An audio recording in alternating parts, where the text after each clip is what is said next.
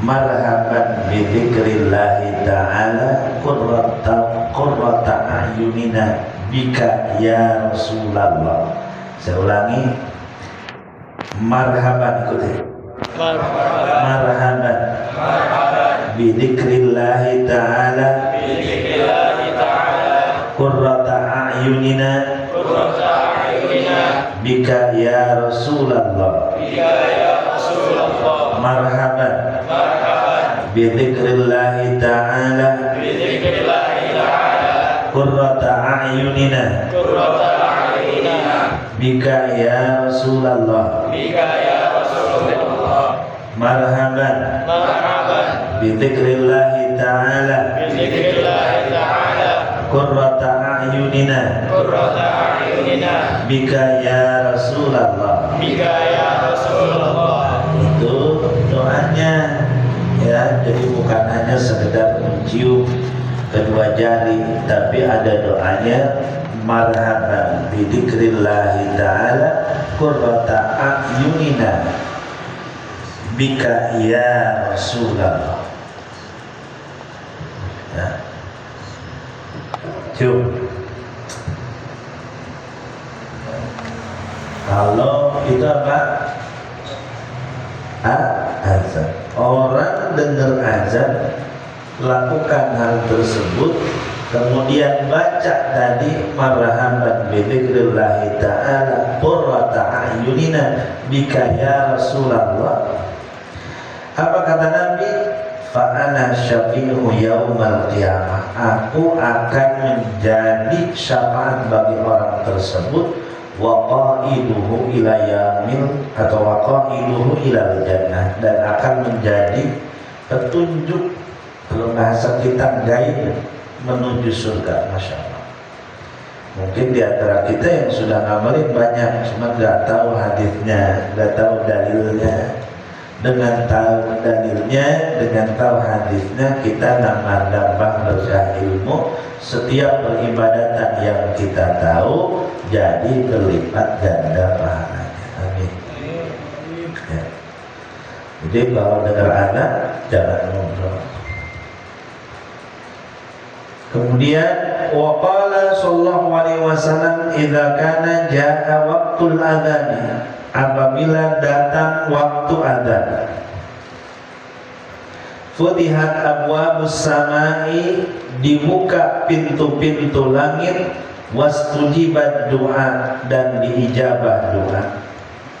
Wa idza kana waqtul iqamati lam turadda da'watuhu, dan ketika tiba waktu iqamah tidak akan pernah ditolak doanya. Ya, jadi ketika azan itu pintu langit dibuka. Saat itu doa diijabah. Ini kita sudah tahu, rata-rata orang kalau dengar azan sama subuh yang penting berangkat ke masjid. Padahal ada keutamaan yang luar biasa pada saat azan, pada saat iqamah itu langit lagi terbuka. Doa-doa diijabah. Suatu hari datang kepada guru kita. Guru, saya sudah didoain sama guru kemarin, tapi masih sakit. Kata beliau, ntar ya nunggu azan dulu, saya mau doainnya nanti di antara azan dan iqamah. Kenapa? Karena beliau tahu bahwa doa ketika azan dan iqamah itu tidak ditolak. Maka minta yang baik-baik saja. Mintanya rezeki jangan digamblangkan dalam bentuk nominal. Ya Allah, saya minta 3 juta. Kata Allah, lu mau kasih 100 juta tadinya, turun 3 juta sesuai proposal. Jangan dibatasi, ya Allah minta rezeki saya. Kalau doa nggak dikabulkan, itu bukan berarti ditolak. Doa yang kita lantunkan itu Allah akan kasih kepada kita di waktu yang Allah mau, di waktu yang Allah tahu, bukan di waktu yang kita mau.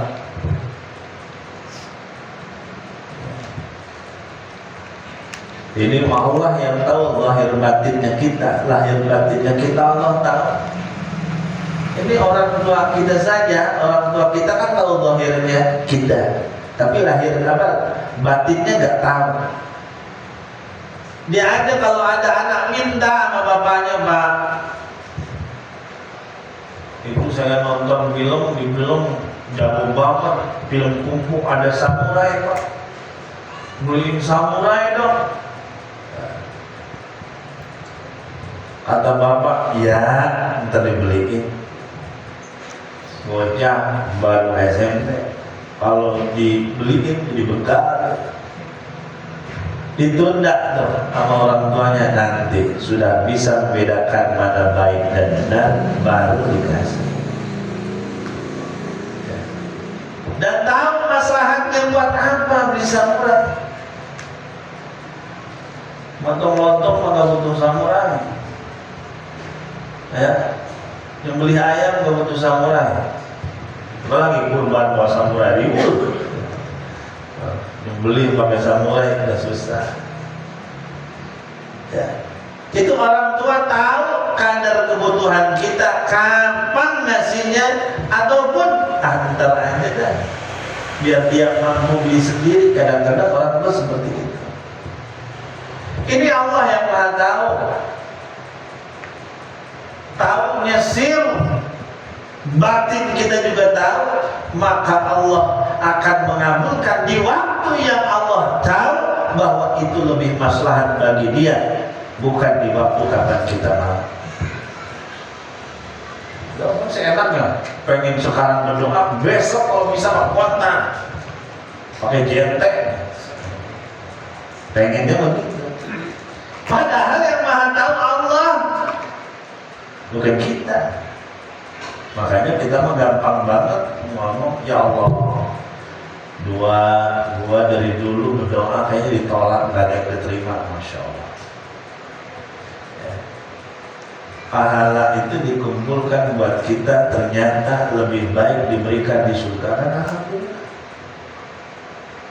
Kalau mau dikasihin semua, setiap kali berdoa dikasih di dunia, tapi di akhirat pamalahu min nasib, gak ada punya, jahat. Mau gimana? Pengennya di dunia semua, di akhirat gak punya jatah, nyesel kita. Ya.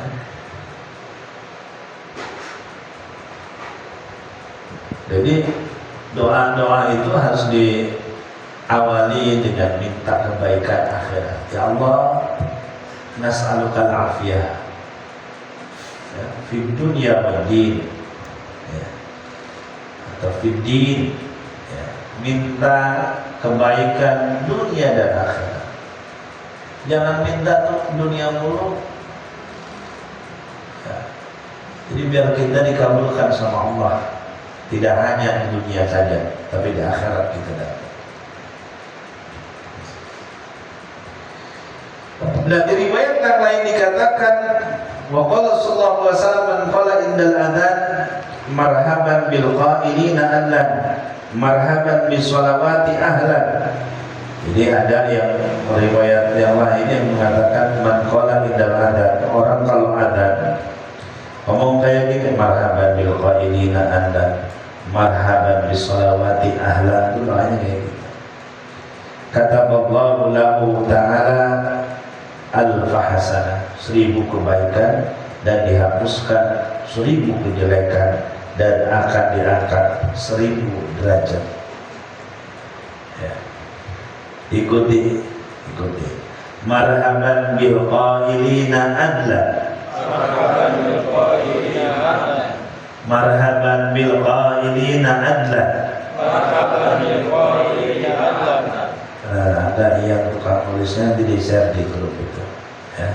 Marhaban bil qailina adlan, marhaban bil qailina adlan, marhaban bis sholawati ahlan, marhaban bis sholawati ahlan, marhaban marhaban bisolawati ahlan, marhaban bisolawati ahlan, marhaban bil qailina adlan, marhaban bil qailina ahlan, marhaban bisolawati ahlan, marhaban bisolawati ahlan. Itu doa ketika adzan. Ya. Fadilahnya apa? Siapa yang membaca doa tersebut ketika adzan akan dihapuskan 1000 kejelekan, dapat 1000 kebaikan, diangkat 1000 derajat. Ya. Lagi adzan ternyata banyak sekali doanya. Ya. Kemudian bahkan kata Nabi, apa yang dipinta tuh? Famada taqul ya Rasulullah, apa yang dipinta saat adzan? Saat adzan apa?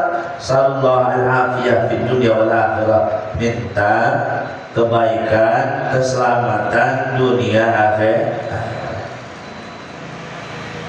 Yang paling afdal yang diminta saat kita azan itu doa, apa doanya kalau mau berdoa yang diminta apa? Minta bimbingan, minta kebaikan dunia akhirat. Itu mah sudah umum. Bisnis ya sudah termasuk dunia akhirat, jodoh biar minta dunia akhirat.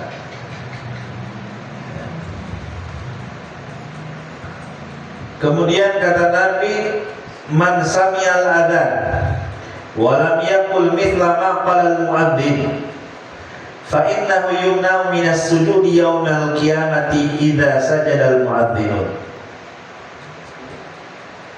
Barang siapa yang adzan, yang mendengar adzan, kemudian dia nggak ngikutin apa yang dikatakan oleh orang ya Allahu Akbar, Allahu Akbar, Allah. Kecuali di para ulama dalam hal ini, dalam riwayat yang lain dia mengatakan bahwa dalam hayal salat itu dijawabnya la haula wala quwwata illa billah. Jadi sebelum hayal salat itu bacanya ngikutin apa yang dibaca adzan atau muadzin. Kalau sampai nggak jawab, nggak ngikutin sebagaimana mengucapkannya muadzin pada saat adzan, kata baginda Nabi, yumna'u minas sujudi, orang itu dicegah dari sujud yaumal qiyamati, pada hari kiamat, idza sajadal muadzin. Ketika orang-orang yang sujud itu sujud. Tidak enak Pak. Yang lain pada sujud memberikan penghormatan, lah kita berdiri sendiri. Kenapa ini? Ternyata kalau azan dia gak ngikutin. Sujud itu adalah puncak penghambaan yang paling tinggi. Karena manusia semakin rendah di hadapan Allah, semakin mulia. Semakin belagu, semakin berani di hadapan Allah, itu semakin jelek. Manusia seperti itu. Jadi yumna'u minas sujud yaumal qiyamah, dilarang daripada sujud di hari kiamat, berarti otomatis dia tidak terkategorikan sebagai orang-orang baik. Karena ahli ibadah itu identik dengan sujud.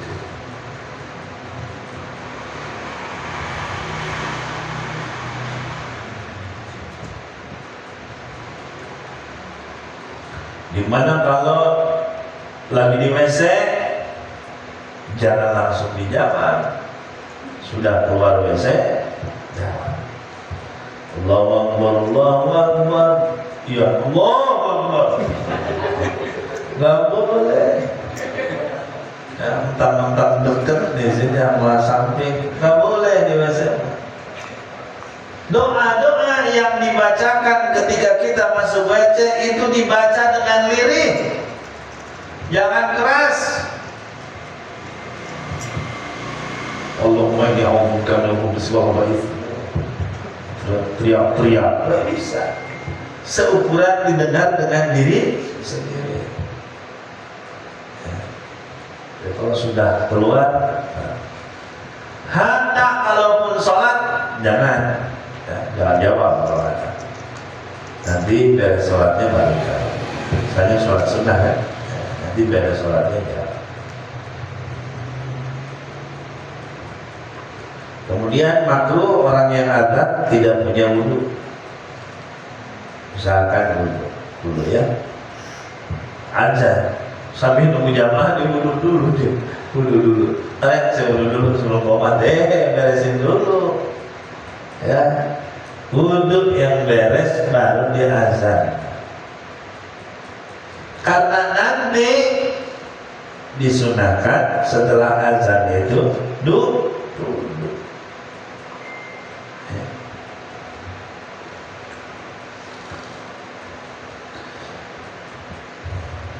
Waqala Nabi sallallahu alaihi wasallam salatatun bidhil arsy yauma la dhilla illa dhilluh. Ada 3 golongan yang dinaungi oleh arasy Allah pada hari kiamat. 1, imamun adilun fi ahli mamlakatihi, di kerajaannya, di kekuasaannya, pemimpin yang adil itu akan dinaungi oleh arasy Allah pada saat gak ada naungan selain daripada arasy Allah. Jadi luar biasa tuh kalau pemimpin tapi jadi pemimpinnya tuh adil. Siapa bilang jadi calon neraka semua? Kalau enggak, jadi presiden neraka semua enggak. Kalau adil dia bersurga. Ya. Dia menolong orang-orang yang baik dan surga pemimpin. Ya. Lokalisasi demo berjilid-jilid gak ngepet, tanda tangan perpu jadi. Ya, mohon maaf misalnya gereja tolak, tanda tangannya beres. Ya, itulah pentingnya jabatan kalau digunakan untuk dakwah, untuk kebaikan agama. Jadi nggak aneh tuh, ya. Yang jelek itu bukan kepemimpinannya, yang jelek itu orangnya. Kepemimpinan kalau digunakan untuk agama itu sangat bagus. Ya Allah, kita mau maulid, bawa yang itu jaring, seikhlasnya, seridonya, 1.000, 2.000, 3.000. Pembangunan masjid, bawa juga jaring di jalan. Pada pakai koko, kesannya apa ya Allah, orang muslim minta-minta banget.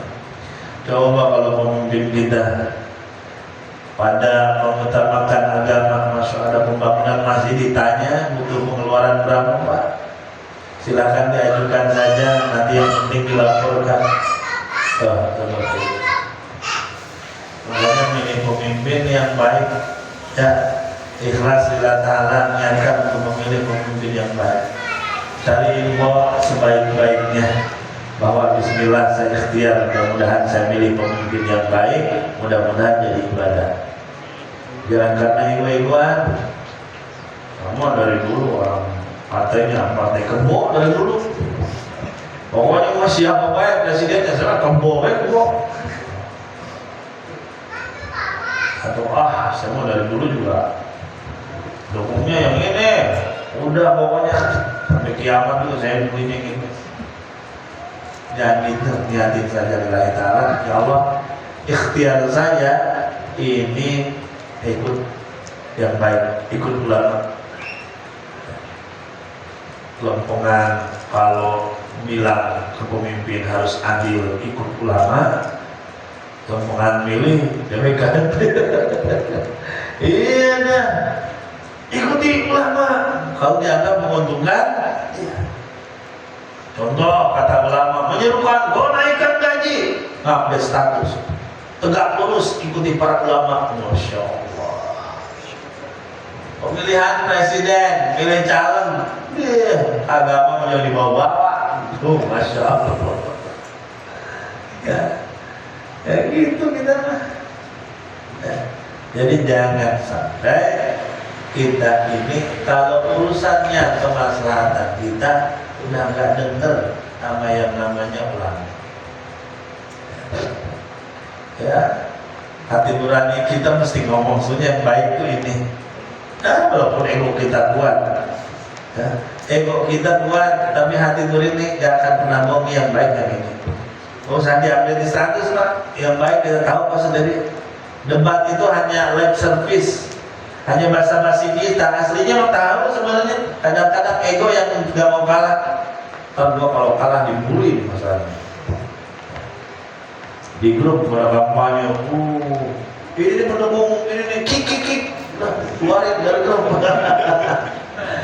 Masya Allah. Ya, demokrasi yang penting lagi-lagi harus berdasarkan ijtihad kita. Ngikut, ya Allah, saya niatin ngikut guru saya. Misalnya saya ngikutin Habib Rizik, pilih 01, ya niat ngikutin guru. Allah, saya mau ngikutin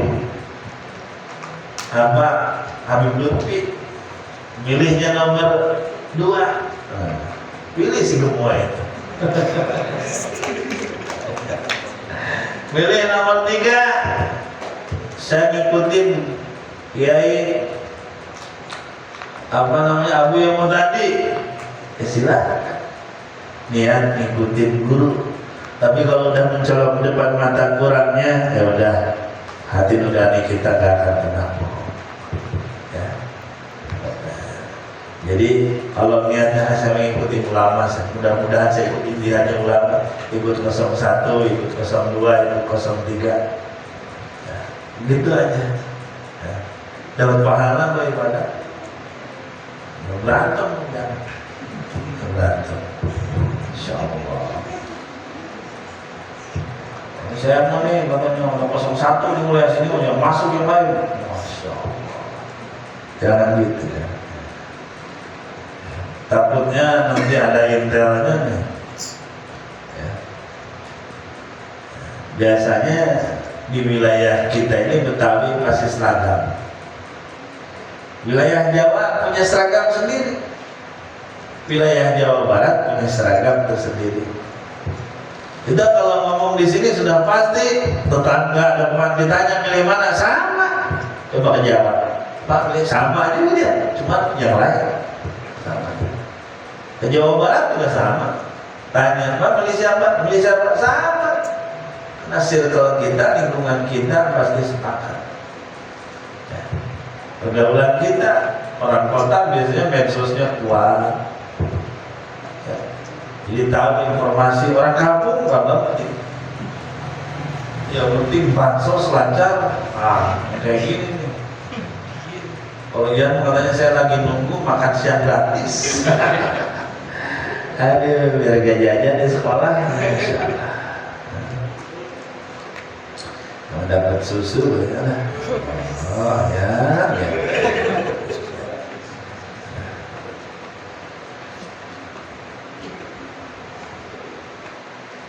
Kemudian itu imam adil ya, pemimpin yang adil itu nanti akan diberikan naungan oleh Allah Subhanahu wa taala ya, di bawah naungan Allah. Kemudian yang kedua, siapa yang akan dilindungi oleh arsy Allah? Wa mu'adzinun hafizun. Seorang muadzin yang senantiasa menjaga, memelihara waktunya istiqomah. Banyak banget ya keistimewaan muadzin dari kemarin. Insya Allah habis beres bab adzan, Ridho berangkat ke sini.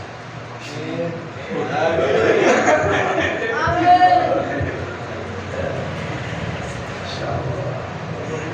Jam 4 berangkat dari rumah, Masya Allah. Pakai sarung boyo rahasia.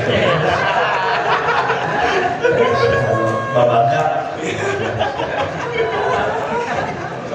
Dia berangkat jam 4, Masya Allah. Assalamualaikum Cik. Dia siap-siap mengajar, Masya Allah. Udah indah banget itu tuh di Padang ya. Ya, besoknya lagi ihsan, masya Allah. Rambutnya gondrong-gondrong. Masya Allah. Kata emaknya mau kemana?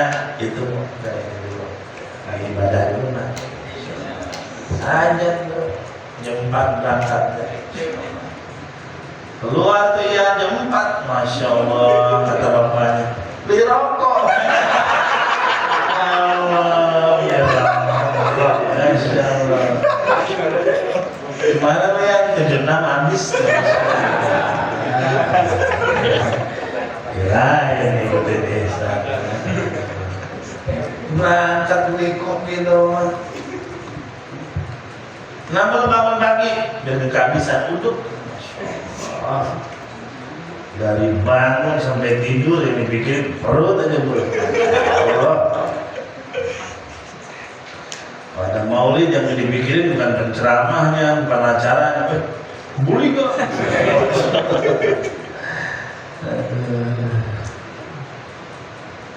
Ya, jadi imam yang adil, kemudian muadzin yang senantiasa menjaga kepada Anda.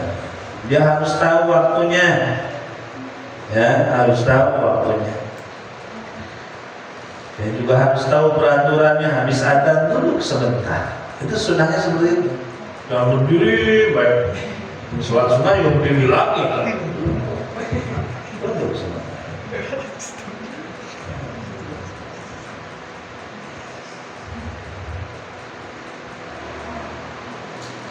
Kemudian itu tadi ya, satu imam yang adil, dua muadzin yang senantiasa menjaga waktu. Kemudian syarat muadzin juga harus tahu waktu. Ya, harus senantiasa membiasakan tahu waktu. Jam 9 pagi aja, masya Allah, kata Mas Sigit, Syiah di sini kali kan. Jam 9 pagi, ridho Allah, geger semua. Ibu-ibu yang gak pernah ke musola aja masih berangkat. Masya Allah. Kata ibu, lagian dipanggil maghrib gak datang, dipanggil isya gak datang, subuh gak datang, jam 9 pada datang. Itulah orang Indonesia identik. Kalau urusan agama, orang yang Bandung aja jalan coba-coba tuh pasti paling depan. Tiba-tiba takbir, oh Akbar, nggak pernah ke masjid itu. Tapi kalau agamanya dihina nanti dulu responsif orang Indonesia. Mohon maaf, kalau ada peperangan lintas agama dalam hal ini salah paham. Kalau pernah dulu, alhamdulillah pernah terjadi di wilayah Poso segala macam. Itu kan karena hal-hal yang dipicu kesalahpahaman. Ya, akhirnya melibatkan dua agama, kan menjadi perang agama. Waduh, emang yang paling depan siapa? Yang tadinya mah nggak kenal agama, yang berani-berani. Rino, sama jihad. Ustaz, nyari jihad jalan lain aja dah. Tapi yang biasa hidup di jalanan yang keras-keras itu, justru mereka yang semangat. Jadi kita juga jangan kesampingkan dalam membela agama itu orang-orang seperti itu. Jangan lantas kita ngomong lagunya doang, sebakul, demo-demo, seragam lagi kayak Hansip, gitu. Tahu dia nggak pernah ke masjid, biarin. Dia lagi bangga sama agamanya, jadilah. Kadang kita yang rajin beribadah misalnya, itu hal-hal kayak gitu kan enggak. Mau demo, enggak. Dentro enggak. Itu banyak alasan. Orang-orang kayak gitu siapa aja. Maka jangan biarkan rasa cinta yang mereka tumbuh dalam diri mereka itu kita tolak. Biarin, siapa tahu dia jadi wasilah hidayah.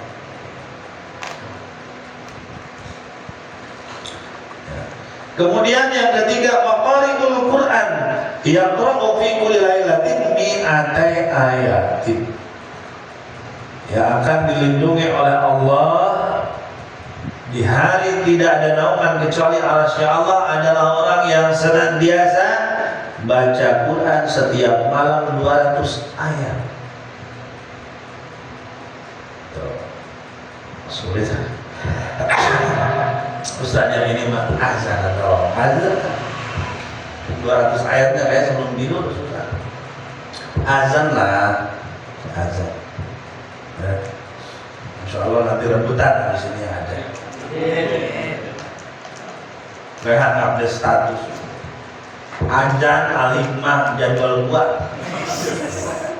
Jangan pada nyolek, jangan pada serakah. Oh, cakep banget tuh. Jadwal buat.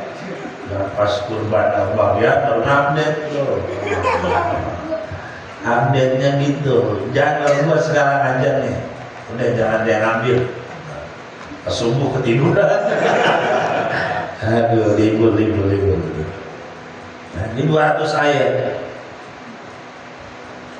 Ya. Kata Syekh Abdul Qadir Al-Jailani, disunahkan jangan tidur dulu sebelum baca 300 ayat supaya kita ini dikategorikan ahli ibadah. Jadi pengen dikategorikan ahli ibadah 300 ayat keterima. Dia mau ahli ibadah. Kalau kata Syekh Abdul Qadir belum dikategorikan ahli ibadah kalau dia belum baca 300 ayat sebelum tidur. Masya Allah. Itu prakteknya habis itu matiin HP sebelum tidur.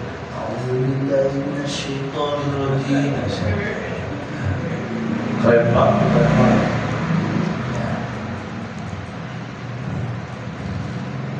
Berat ada, masih berat juga ada 300 ayat. Jangan sampai yang tiga jadi imam adil sama jadi RT aja gak ada yang milih.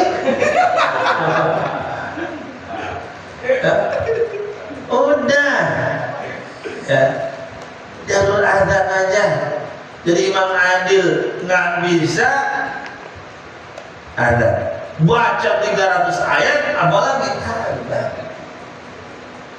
300 ayat itu 3/4 jam. Masya Allah, lumayan itu pun kalau hadir bacanya agak cepet ya. Masya Allah, Masya Allah, indah banget sambil berlinang air mata. Masya Allah, pakai sorban, pakai udeng-udeng. Masya Allah, indah banget kata emaknya itu. Ya Allah, ini ya mujizat dari dia. Oh, mujizat. Ya Allah, biasanya jam segini tuh suara-suara tuh apa namanya PS mesti bunyi. Alhamdulillah sekarang sudah dapat hidayah. Sekarang kerjaannya cuma baca Quran, pulang kuliah tuh ya Allah. Punya anak nih kebanggaan soleh. Kenyataan soleh. Entar doanya itu yang panjang dari orang tua, mudah-mudahan hasil rezekinya, mudah-mudahan dapat istri yang soleh yang cantik. Itu kalau bahagia orang tua. Tapi kalau orang tua udah nggak suka sama kita, doanya pun jelek. Bangun, itu ujung masih tidur. Lu kalau dapat istri gembel, oh, ya, soalnya indah banget pagi-pagi itu. Ya bangun tidur, mak, ada yang bisa dibantu nggak belanja? Oh, kamu kuras bak air aja, iya mak. Masya Allah. Kenapa tuh mbak? Habis nonton film siksa neraka.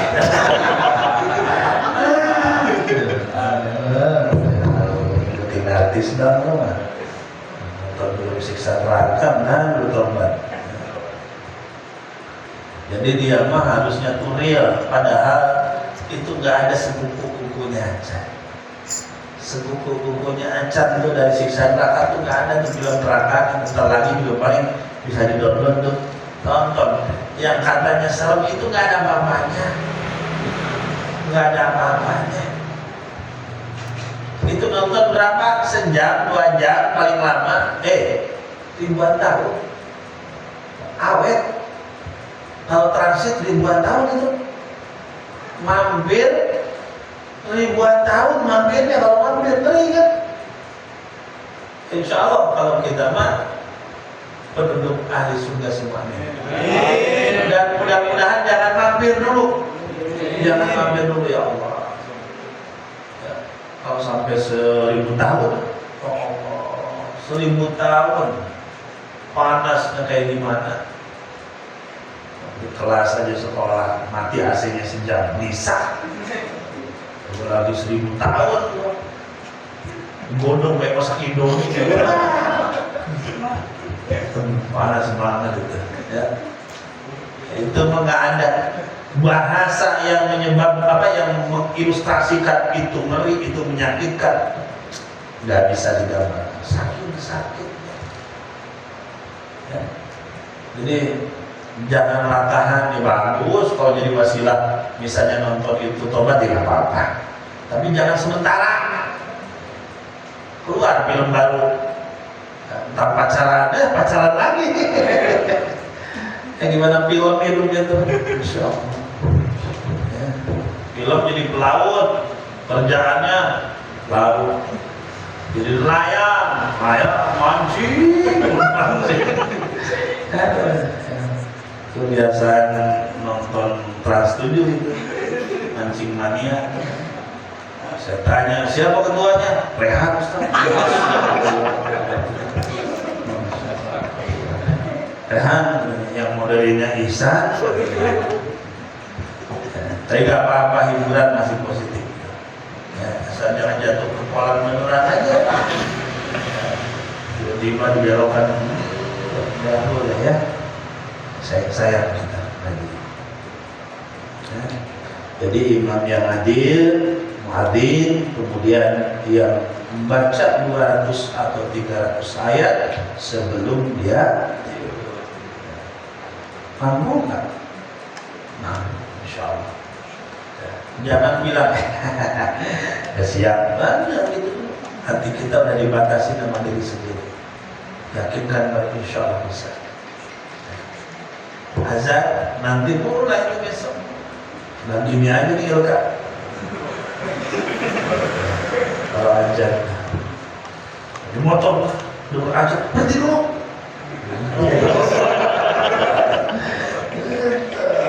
Masya Allah tuh ya. Diam-diam masih depan aja, baris. Banyak lagi anak buahnya banyak nih Ilka. Nanti disuruh Ilka. Allah Akbar. Masya Allah. Tapi ya di EPI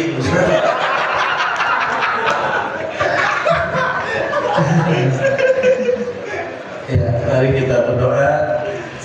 Ada 9:30